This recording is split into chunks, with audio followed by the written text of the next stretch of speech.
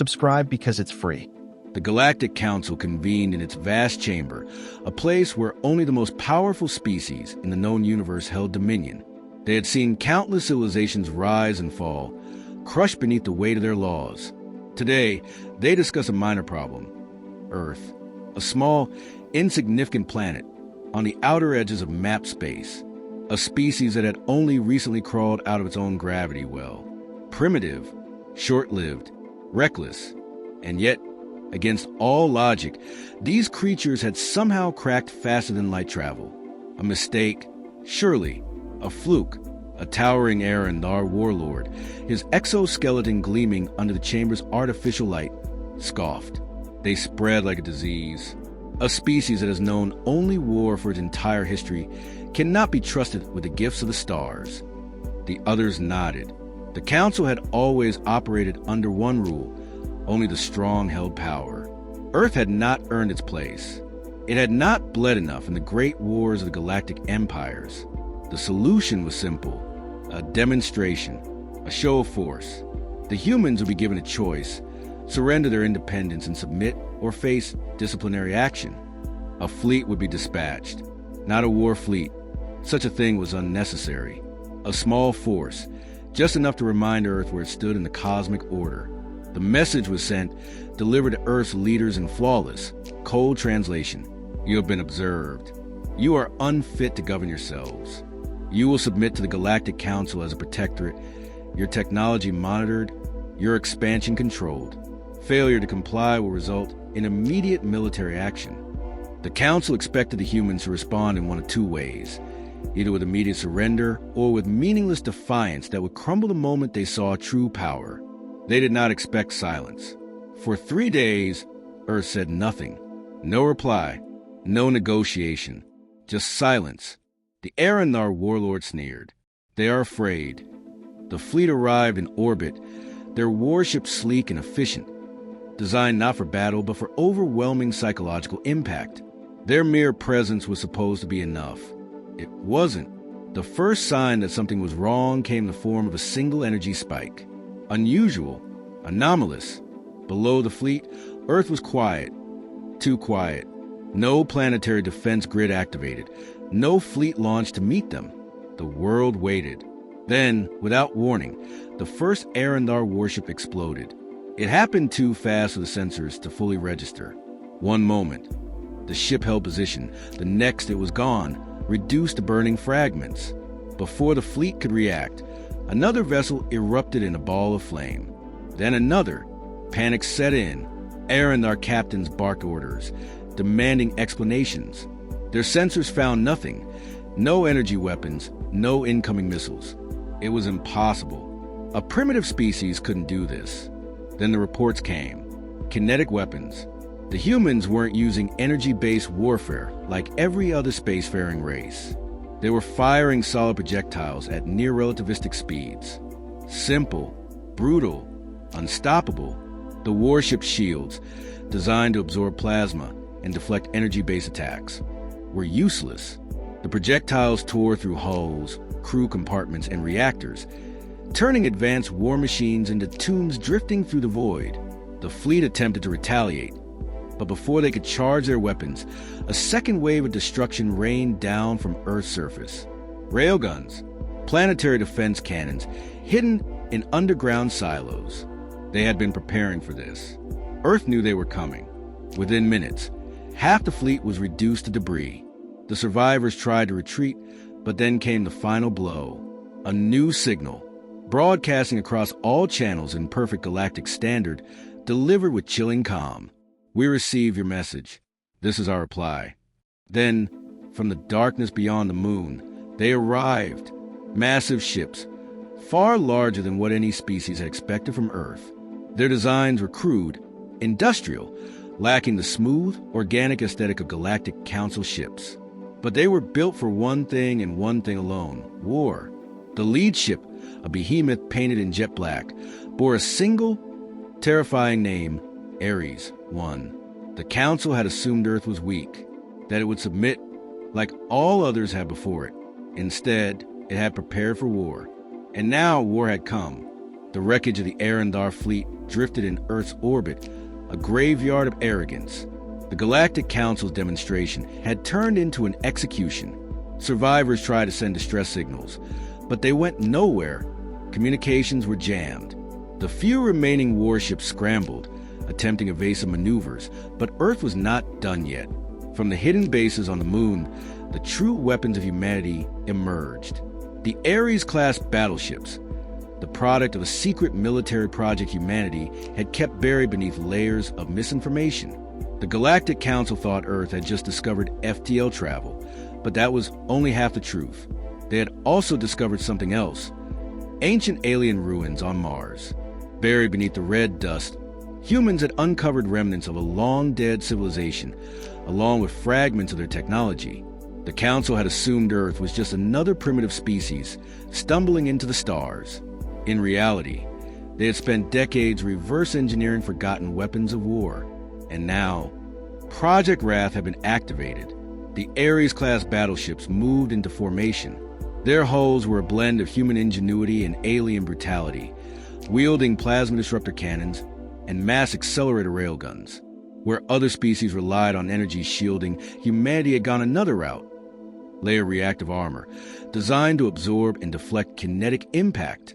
The Arendar fleet had expected compliance. They had never expected retaliation.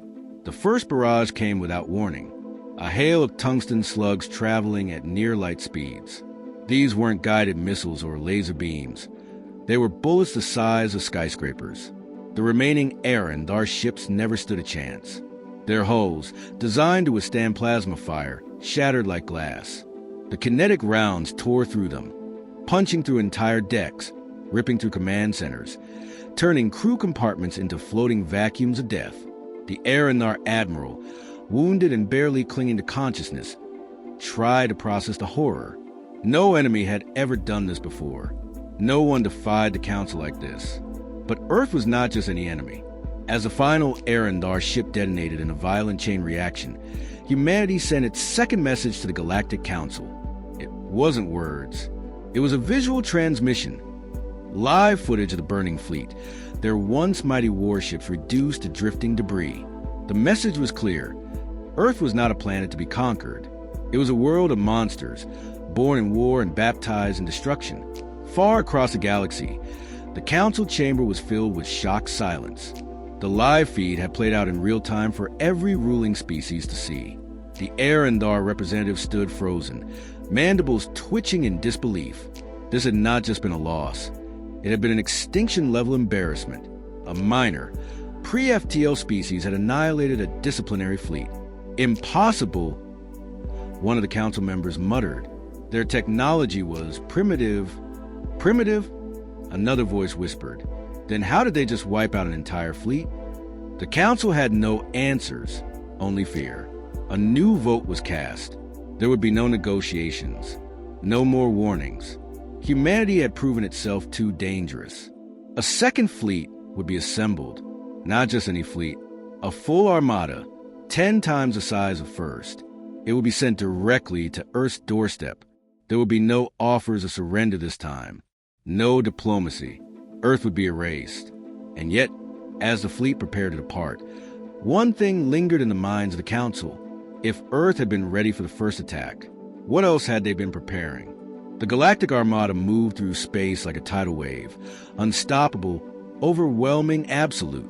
It was the largest war fleet ever assembled in recorded history, a coalition of multiple species, each contributing their deadliest warships. The Council had decided Earth would be erased. No more warnings, no more messages, no more mistakes. The Armada's arrival was preceded by a calculated broadcast across all human communication networks. The Council wanted Earth to know what was coming. The message was simple. Your defiance ends today. For most species, this would have been the moment of despair.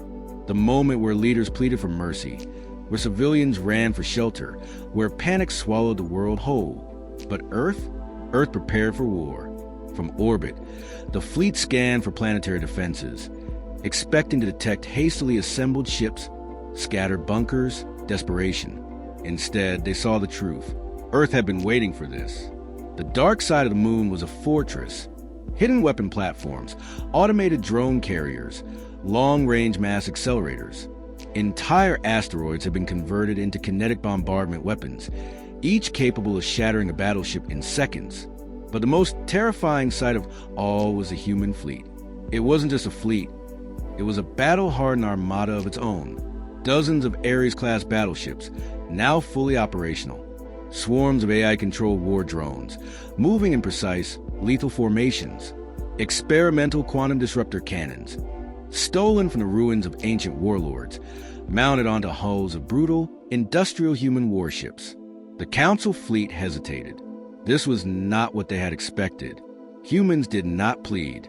Humans did not hide. Humans stood and waited. Then the Earth fleet sent a response. One simple message. You started this war. Now we finish it. And then hell broke loose. The first shockwave of destruction came from the moon's hidden mass accelerators.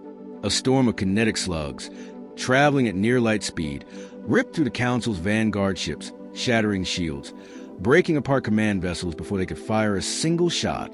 The Ares-class battleships launched next. They moved too fast for their size, their armor plating reinforced with layered nanocomposite alloys. Energy weapons scorched their hulls, but they did not slow down. And when they fired, they killed. Earth's railguns, perfected over decades of warfare, punched through capital ships like paper, tearing through entire command centers before the enemy even knew what hit them. The Galactic Armada fought back, unleashing everything they had: plasma barges, ion disruptors, fusion warheads. It wasn't enough. Humanity's AI-controlled war drones swarmed the battlefield, disrupting formations, shutting down targeting systems, forcing the enemy into chaos. And then the planetary weapons activated. The orbital bombardment systems on Earth's surface, buried deep underground, fired. Magnetically accelerated rods of depleted uranium, each the size of a skyscraper, descended from the sky like judgment itself. Ships didn't just explode. They vanished, obliterated in bursts of metal and fire. The battle turned into a massacre. The Council's greatest warships fell one by one. Entire species' military prides were shattered in minutes. For every human ship lost, 10 enemy vessels fell. The Council had believed Earth to be an insignificant threat. They had been wrong. And as the last remnants of the once mighty Galactic Armada broke apart in retreat, one final transmission was sent to the Council homeworld. A single voice. Calm, cold, absolute. We warned you. The Galactic Armada was no more. What had begun as an unstoppable force had become nothing more than wreckage drifting in the void. The Council's greatest warriors, their most powerful warships, annihilated. But humanity was not finished. The survivors fled, their broken vessels limping back toward the Council's core worlds. Their transmissions carried a single, chilling truth. Earth cannot be conquered. Earth cannot be controlled. Earth is death. Panic spread across the Council's dominion. The unthinkable had happened. A species that should have bowed had instead risen. A species that should have begged for mercy had instead erased an entire armada. And now humanity was coming. The first sign of Earth's retaliation came in the form of blackout, zones across the outer colonies. Council control systems, once thriving, went dark one by one. No distress calls, no survivors, just silence. The Ares-class battleships had arrived. They moved through space like shadows, attacking without warning, leaving nothing behind but ruins. Council military outposts fell overnight. Even planets with heavy fortifications stood no chance. Humanity didn't just defeat their enemies, they erased them. Entire war factories were reduced to molten slag. Orbital stations were boarded, their control rooms filled with the screams of panicked officers before being vented into space. The Council had declared war on Earth. Now, Earth was at war with them, and humanity did not fight wars for conquest. They fought to eliminate threats. The war lasted weeks, not years, not decades, weeks. Humanity, underestimated for so long, broke the back of the Galactic Council faster than any empire had in recorded history. Their tactics were brutal, efficient, merciless. They targeted infrastructure, leadership, supply chains, cutting the Council's strength apart like surgical strikes from a predator. The Council's final stand came at their homeworld, a planet that had never been touched by war. Their fleets had been shattered. Their colonies had fallen. And now, in orbit above their capital, humanity's warships arrived. The Council leaders gathered, watching from their grand chambers as Earth ships surrounded their planet. Every escape route was blocked. Every fleet was destroyed. And then, Earth spoke one last time. The message was not a demand for surrender. It was not an offer for negotiation. It was a declaration. We did not seek this war, but you brought it to us. You saw us as weak. You saw us as something to be ruled. You were wrong. Now, the galaxy will know our wrath. And then, the bombardment began. The Council's homeworld, untouched by war for thousands of years, burned. Entire cities vanished in moments, consumed by kinetic strikes that shook the planet to its core. The Council's grand towers, symbols of their rule, crumbled into dust. No mercy, no hesitation, only retribution. By the time the bombardment ended, the Council was gone, their empire broken beyond repair.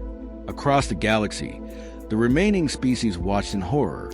Humanity had done the impossible. They had shattered the greatest power in the universe. And as the embers cooled, as the smoke cleared, Earth sent one final message to the galaxy. We are humanity. We do not forgive. We do not forget. Cross us again, and you will cease to exist. And then, without another word, Earth's fleet vanished into the void. They had won.